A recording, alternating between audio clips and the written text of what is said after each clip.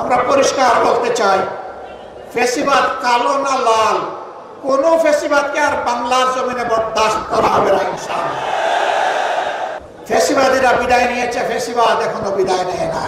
কেউ যদি আবার ফ্যাসিবাদীদের মতো আচরণ করেন, তারা কোন পথ খুঁজে পাবেন আমরা জানি না। আমাদের দুঃখ লাগে, আমাদের গর্বিত সেনাবাহিনীকেও এই খুনের কাজে তারা ব্যবহার করার চেষ্টা করেছে।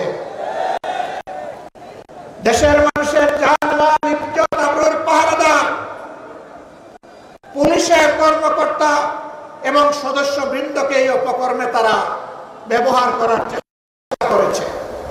রাষ্ট্রের একটা প্রতিষ্ঠানকেও তারা ঠিক মতো দাঁড়াতে দেয়নি। বিচার বিভাগ ধ্বংস করেছে, নির্বাচন কমিশন ধ্বংস করেছে, দুর্নীতি দমন কমিশনকে বগলের নিচে নিয়েছে, মানবাধিকার কমিশনকে তাদের পকেটে ঢুকিয়ে ফেলেছে।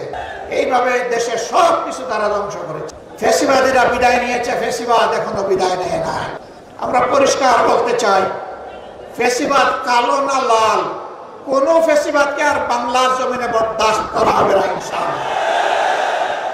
কেউ যদি ফ্যাসিবাদের বসে আবার কথা বলেন, কেউ যদি আবার ফ্যাসিবাদীদের মতো আচরণ করেন, তারা কোন পথ খুঁজে পাবেন আমরা জানি না।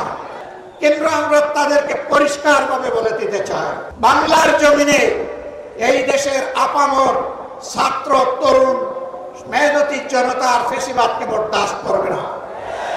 আমরা অতীতে রুখে দিয়েছিলাম আল্লাহর উপর ভরসা করে, ভবিষ্যতেও কেউ মাথা তুললে তাও রুখে দেওয়া হবে ইনশাআল্লাহ। কাউকে ছাড় দেওয়া হবে না। আমরা কোনো বিশেষ দলের বিজয় চাচ্ছি না, আর দলেরও বিজয় চাচ্ছি না। আমরা বাংলাদেশের 18 কোটি মানুষের আকাঙ্ক্ষার বিজয় চাই, আর সেই আকাঙ্ক্ষার বিজয় হবে কোরআনী আইনের মাধ্যমে ইনশাআল্লাহ। এর বাইরে গিয়ে এটা প্রমাণিত হয়ে গেছে, কোনো কিছু দিয়ে আর বাংলাদেশকে এগিয়ে নেওয়া সম্ভব নয়, সুশাসন প্রতিষ্ঠা করা সম্ভব নয়। আমরা আপনাদেরকে আহ্বান জানাবো, বিজয়ের এই হুইসেলটা, বিজয়ের এই বাঁশিটা ইসলামের প্রবেশদ্বার, ইসলামাবাদ খ্যাত চট্টগ্রাম থেকে আপনারা বাজাবেন সেই বাঁশি।